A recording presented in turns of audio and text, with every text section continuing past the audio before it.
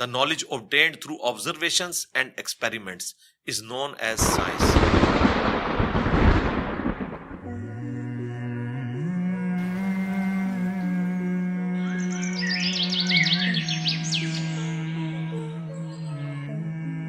تو قرآن بھی تو یہ کہہ رہا ہے افلا ينظرون الى الابل كيف خلقت.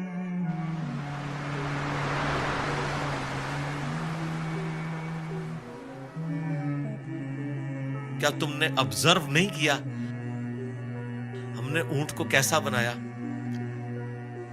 پہاڑوں کو کیسی اٹھان دی، آسمان کو کیسا بنایا، زمین کو کیسا بچھونا بنایا.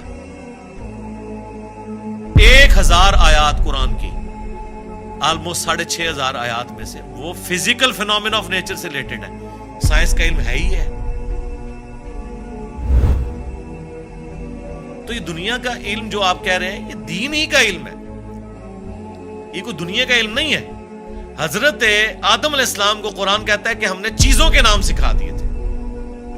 یہ تو نہیں کہتا کہ بتا دیے تھے کہ اللہ تعالیٰ کے نام کے 3 دفعہ پڑھنے ہیں تو یہ ثواب ہوگا.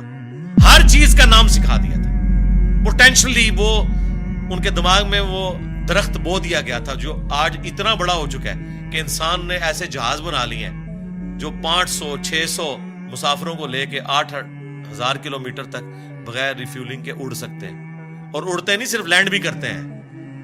یہ سب سے مشکل کام ہے. لوگ کہتے ہیں جی میزائل ٹیکنالوجی مشکل ہے. جناب میزائل ٹیکنالوجی تو شے ہی کوئی نہیں جو یہ بوئنگ کی ٹیکنالوجی ہے، کیونکہ میزائل تو آپ نے چھوڑنا ہے، اس نے پھٹنا ہے، واپس نہیں آپ نے اتارنا. لیکن اسپیس شٹل کو، بوئنگ جہاز کو اڑا کے آپ نے اتارنا بھی ہے، بندے بیچ میں بیٹھے ہوئے ہیں. یہ مشکل ٹیکنالوجی ہے تو کر کے دکھایا نا. یہ انسان جب بھی کوئی چیز ڈسکور کرتا ہے نا، سب سے پہلے اس کا نام رکھتا ہے. تو پوٹینشلی آدم علیہ السلام کو تمام چیزوں کے نام سکھا دیے تھے جو فرشتوں کو بھی نہیں آتے تھے. انسان کی فضیلت اسی عقل کی وجہ سے. تو یہ کوئی دنیا کا علم نہیں ہے، یہ اللہ تعالی کا فعل ہے. یہ کائنات ہے کہ نہیں؟ قرآن اللہ کا کلام ہے اور کائنات اللہ کا فعل ہے. اللہ نے بنائی ہے نا، کریٹر نے. اللہ کے فعل کا علم حاصل کرنا یہ دنیا داری کیسے ہو گئی؟ یہ دنیا داری اس صورت میں ہوگی جب اس کے بعد آپ خدا کو نہ پہچانے.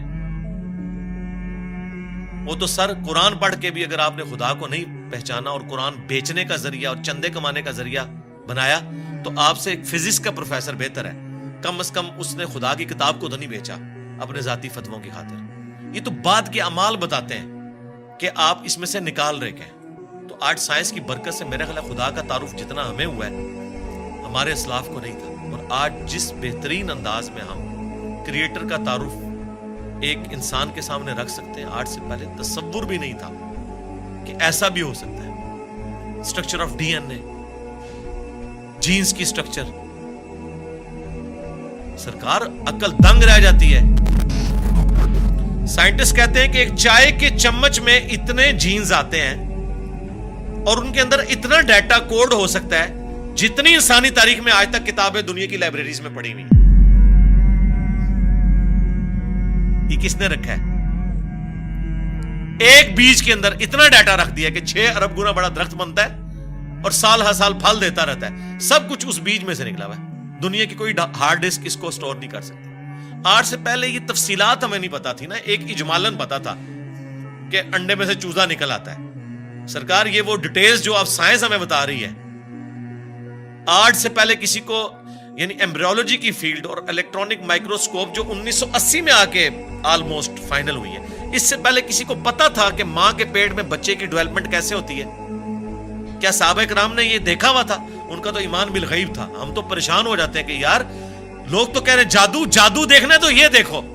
کبھی نیشنل جغرافک یا ڈسکوری چینل کے اوپر جب وہ فاسٹ کر کے موویز چلاتے ہیں کہ ایک بیج پھوٹتا ہے، اس میں سے کونپل نکلتی ہے، پھر بنتے بنتے درخت بن جاتا ہے یا پھول، وہ جادو ہو رہا ہوتا ہے. انڈے میں سے چوزا نکلنا چاہیے. اصل جادو یہ ہو رہے ہیں جو عقل دنگ ہے. لیکن ہم ان معجزات کے عادی ہو چکے ہیں. تو آج خدا کا تعارف میرا خیال ہے سائنس کی برکت سے الحمدللہ بہتر طریقے سے ہم اپنی ینگ جنریشن کو خدا کا تعارف کروا سکتے ہیں. اور اس سے بڑھ کر سائنس کی برکت سے آج دین اتنا آسان ہے کہ اگر کاتب کے لکھنے پہ قرآن ہوتا، آج دنیا کے ہر مسلمان کے پاس قرآن نہ ہوتا اگر پرنٹنگ پریس نہ ہوتا. یہ بخاری مسلم یہاں نہ پڑھی ہوئی ہوتی، اگر کاتب بھی لکھ رہے ہوتے، اگر موچی جوتیاں بنا رہے ہوتے نا، تو آج آدھی دنیا ننگے پاؤں ہوتی جتنی دنیا کی آبادی ہو چکی ہے۔ تو سائنس نے ہمیں دین پہ چلنا بھی آسان کیا ہے۔ آج مساجد کے اندر جتنی فیسلٹیز آپ کو نظر آ رہی ہیں، یہ اجمیر شریف والوں نے دی ہیں آپ کو، یہ بغداد شریف والوں نے دی ہیں، یہ رائے ونڈ شریف والوں نے دی ہیں آپ کو، ملتان شریف والوں نے دی ہیں؟ نہیں سرکار، یہ سائنس نے آپ کو دی ہے۔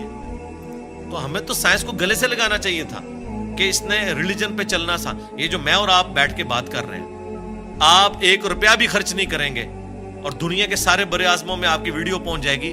اگر آپ کو کوئی ٹی وی چینل انٹرنیشنل خریدنا پڑ جائے، آپ کی نسلیں بھی پیسہ جوڑیں تو نہیں خرید سکتی۔ یوٹیوب نے آپ کو فری دے دیا، الٹا آپ کو مونیٹائزیشن کے وہ پیسے بھی دیتا ہے اپلوڈ کرنے کے۔ سرکار، یہ سائنس کی برکت سے سب کچھ ہوا ہے، تو احسان فراموش نہ بنے۔ سائنس نے آپ کو بہت کچھ دیا ہے۔